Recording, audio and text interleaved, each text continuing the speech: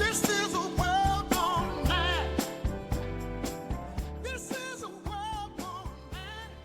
Mad, mad, mad, mad. This is A World Gone Mad. I'm Jeff Allen Wolf. Welcome to the Friday edition, the part of the week where later in my podcast I share with you the stories that make you pause mid-coffee and say, "You're making that up, Jeff." You know, they're so crazy, these stories, you would think that I made them up. The segment later on is called News from the Edge of Sanity.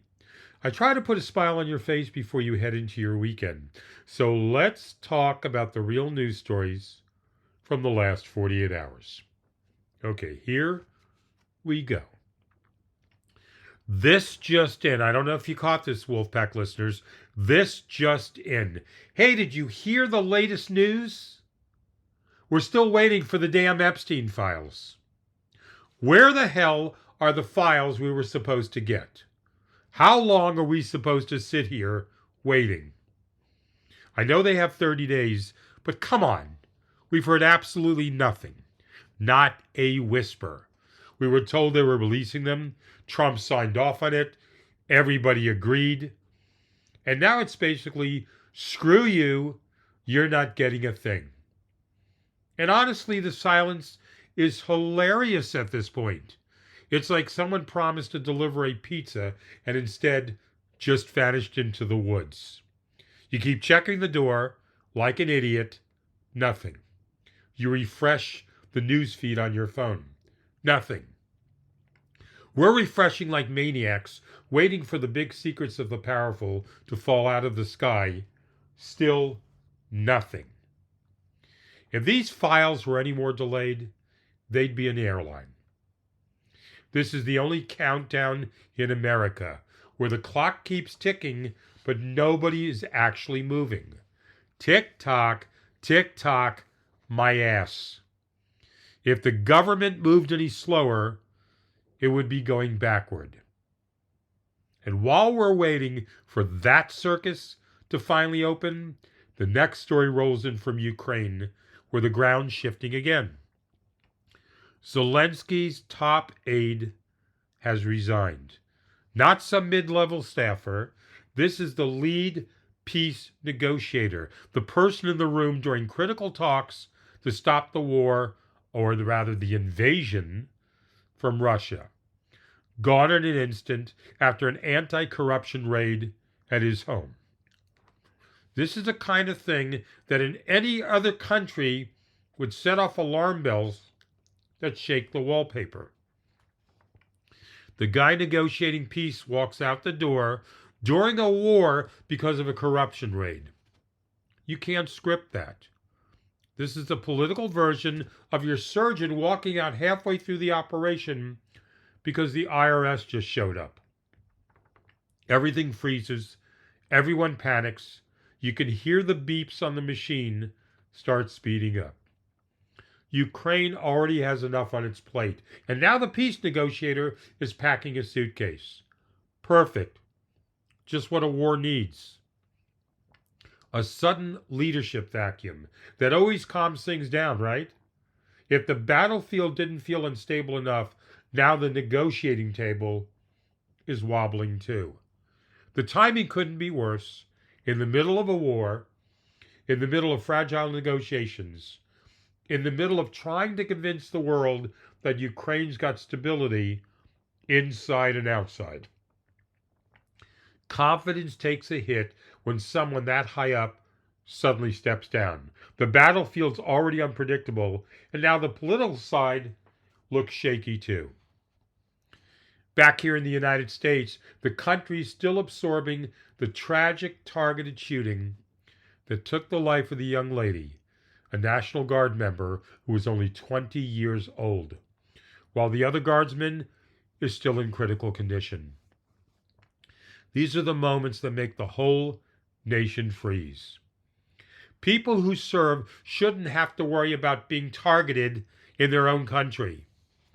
Families are grieving, communities are shaken, and once again we're left with questions about safety and stability inside our own borders. And yes, Trump did express condolences, But right after that, he shifted straight into full-blown political theater. His grief wasn't even cold before he launched into the immigration crackdown he clearly wanted to push, using the moment to hit the policy button he was already holding and announcing a massive green card crackdown in direct response to this shooting. As all of that from the National Guard shooting unfolds, the administration announced a sweeping immigration review that affects 19 countries. Every green card from those countries will now be re-examined. Trump also announced he's permanently pausing immigration from those same 19 countries. Of course he did. Because why deal with the actual cause of a shooting when you could instead punish 19 entire countries? That's like someone spills coffee in your kitchen and your solution is to burn down Starbucks worldwide. This isn't solving anything. It's just Trump using his kingly fake powers to do whatever he wants and grabbing any excuse he can to implement them. Millions of people who've lived here peacefully for years now get to live with fear and confusion because the president needed to look strong for 15 seconds on camera. A permanent pause from 19 countries. Do you understand how massive of a hammer that is? And Trump swung it like he was trying to kill a spider. This isn't small. This hits families. This hits workers. This hits longtime residents who've lived here for years without ever imagining their legal status would suddenly be tossed back into uncertainty. Expect legal battles. Expect political fire. Expect this to dominate the national conversation because it touches real people and real communities on a massive scale. And then there's Sears. That's right, the department store Sears, an American giant that refuses to die but might finally be taking its last breath. Another Black Friday's come and gone, and the numbers are horrible. The stores that remain are shells of what they used to be. The brands barely recognizable. And people keep asking the same question. Is this finally the last Black Friday for Sears? If not this year, then very soon. We're watching the slow fade out of a company that once shaped how America shopped. A reminder that nothing lasts if it refuses to evolve. And Sears is the perfect metaphor for everything else going on. A giant that waited too long to make changes. A brand that keeps pretending it was still 1987 while the world moved 10 miles ahead.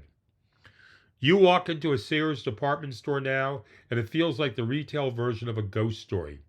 Empty aisles, 2 employees tops, lights flickering like they're being powered by a hamster on a wheel. This company used to own America. Now it couldn't own a lemonade stand. And honestly, watching Sears fade out is like watching the country's mall era take its final bow. It's nostalgia and sadness and holy hell, how is this place still open? All rolled into one. This is the news cycle right now. One story hits, and before it can settle, another one arrives. Epstein files still sealed. A peace negotiator gone in Ukraine. A heartbreaking shooting in our own National Guard. A massive immigration shakeup. A retail department store giant barely hanging on. Every headline connects to the next because everything feels unstable at the same time. It's a constant stream of motion with no pause button. We keep watching, we keep questioning, we keep calling it out because the world's moving fast and none of these stories can be ignored. Okay, Wolfpack listeners, it's time for news from the edge of sanity. These crazy, bizarre, offbeat stories exist in the world because why the hell not? Okay, so the Polk County Sheriff's Office in Florida gets an early call in the morning. Very early. You know, the kind of early where nobody should be outside except joggers, raccoons, people making terrible decisions. It's around 6 in the morning. It's still dark out. It's 36 degrees in Florida. Florida's not supposed to be 36 degrees, but here we are. Deputies start driving the stretch of road looking for whatever the caller reported. They expect the usual stuff: a suspicious car, maybe someone sleeping on a bench, a drunk guy arguing with a mailbox, you know, Florida things. Then they spot movement on the side of the road, a person walking. The kind of walking that says this is someone who's out here for no good reason at all. So the deputies pull up, roll the window down, and that's when the morning really takes a turn. The police ask the guy, but the guy refuses to identify himself. He gives a fake name, not even a believable one. The deputies run it, and it comes back as nothing. So they get out of the car to take a closer look at this guy. And that's when the entire situation shifts from routine call to what in the hell am I looking at before sunrise? Because the man's not wearing a jacket or a shirt or shoes or even pants. The man's wearing nothing. Absolutely nothing. He's standing in 36-degree weather in Florida with not a single piece of clothing on. He's shivering, he's fumbling, he's not making sense, and he doesn't even have a phone. Sheriff Grady, judge, summed it up perfectly. You're really naked when you don't even have your cell phone. So the deputies ask this man what's going on, and he tells the police officers the sentence that explains absolutely nothing, but somehow makes the whole thing even dumber. The man says it was a TikTok prank gone wrong. A TikTok prank at 6 in the morning in 36-degree weather with no clothes and no phone. That's not a prank. That's someone whose brain hit the snooze button and never woke up. The man's arrested. He's charged with disorderly conduct, exposure of sexual organs, and resisting without violence. He's taken to jail. He's released on bond. And somewhere out there is a TikTok video that never got made because the star forgot to bring the one thing you need to film a prank: a phone. And that right there, listeners, is why news from the edge of sanity exists. Story number 2, come on down. Every courtroom has its own personality. Some are strict, some are slow, some are so boring you start counting the ceiling tiles just to stay alive. But every now and then you hear about a courtroom that makes you stop and go, wait a minute, what exactly is happening in there? That's what people in St. Charles County, Missouri started asking, because word had been floating out for a while that one particular judge was doing things a little differently in his courtroom. People would step into his courtroom, come out looking like they'd just seen a UFO. Everyone had the same expression: confused, amused, slightly traumatized. The kind of face you only make when something completely unexpected has just happened in a place where nothing unexpected is supposed to happen. And it started small, little hints that something was off, a few smiles from people in the gallery, a couple of attorneys looking around like they were trying to figure out if this was a prank show. Then the stories grew. Someone swore they heard music. Others whispered that the judge was talking about the king. Not the legal kind of king. Definitely not Donald Trump, the wannabe king. The other king. So the state's judicial conduct folks finally took a look. And that's when the entire picture snapped into focus. Because the rumors weren't rumors. They were real. The judge had been holding court while wearing an Elvis Presley wig on the bench. As in robe plus wig. He'd also been playing Elvis music during proceedings from his phone in the courtroom. While people stood there trying to have their legal matters handled, he even gave people the choice to be sworn into Elvis songs. Imagine standing there in front of a judge who's supposed to determine your fate and hearing Viva Las Vegas echo through the courtroom. Imagine trying to keep a straight face while the judge nods along like he's at a concert. This wasn't one incident. This was a pattern. So the Judicial Commission stepped in and said, this isn't decorum. This isn't how a courtroom's supposed to be run. And they reached an agreement. The judge will be suspended for 6 months without pay. After that, he'll return briefly to the bench and then step down from the bench entirely. A judge wearing an Elvis wig, playing Elvis music, turning the courtroom into a tribute act, and somehow the judge acting shocked that anyone had a problem with it. That's not justice. That's not order. That's someone turning the legal system into karaoke night. And you almost feel sorry for the judge. He loves Elvis. He committed to the bit. But if there's one thing you never do with a judge who thinks he's the king, you never step on his blue suede shoes. And this is exactly why News from the Edge of Sanity has a permanent place in the world. Because somewhere out there, there's someone always ready to prove that reality is stranger than anything you could ever make up. Hope you, the listener, got a smile or two out of these stories for your weekend. And don't forget, I'm doing a live stream show on TikTok.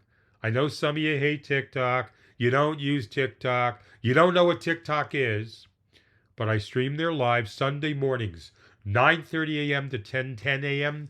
every Sunday.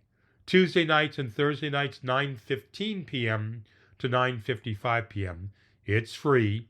You just need to have the app on your phone or your computer. It's not these episodes of A World Gone Mad podcast. These are live shows of A World Gone Mad with people in the room interacting. I had several people write me and said they couldn't find my live stream. You have to use the letter A in the title when you're searching for me on TikTok. When you share to others, don't tell them to check out World Gone Mad. It's not that. It's A, World Gone Mad. Please use the A. Hope you had a wonderful Thanksgiving, found a little joy and happiness among friends and family. And even if you were by yourself for the first time, I hope you did something special for yourself. And to the Wolfpack listeners, I still have my holiday fundraiser for my podcast to help offset some of the costs associated with doing this podcast for 2 years. This is optional. I have a goal of $50,000, but my initial goal is to raise only $1,500 before the holidays by the end of the year. To those of you that have already contributed to this, thank you. Those few dollars have helped. This is A World Gone Mad. I'm Jeff Allen Wolf. I will be back Monday. Until then, Wolfpack listeners, remain skeptical, keep focused, but most of all, stay hopeful.